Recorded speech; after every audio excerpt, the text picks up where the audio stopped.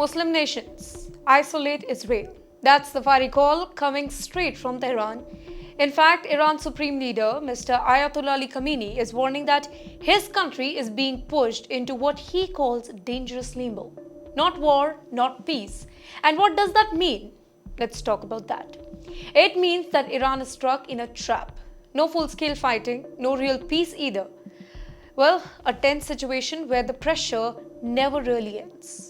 This warning comes just weeks after Israel's June offensive, where over thousands of people lost their lives. Iran hit back with missile strikes, but according to Khamenei, it's not the end of the story. He says that enemies, specifically the United States, are trying to create a permanent state of instability around Iran.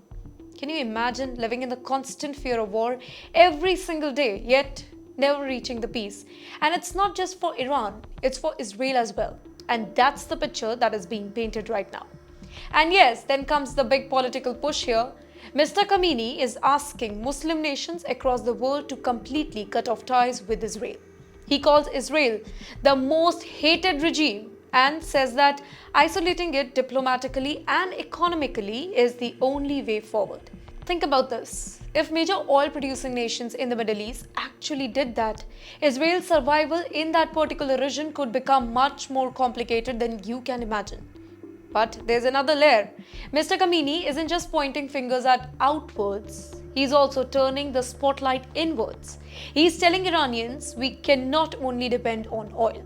Right now, oil make up the backbone of Iran's economy, but global sanctions and falling demand are biting really hard. So, he's urging diversification.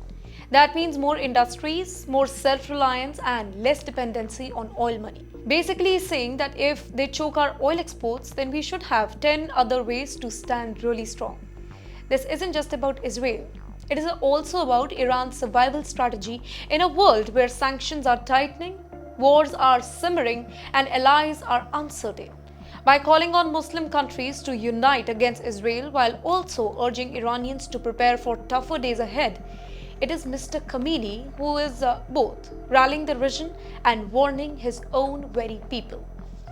So the big question is, will Muslim nations actually listen? Will countries that secretly trade with Israel or rely on American support take such a drastic step? Or is this more about sending a message of defiance, keeping the spotlight on Israel and preparing Iranian for harder economic realities? One thing is very clear here. Iran wants to be seen as the leader of resistance camp. The country that never bows, never bends and always pushes back against Israel and the US. But whether others will actually follow that call, well, that's the real story.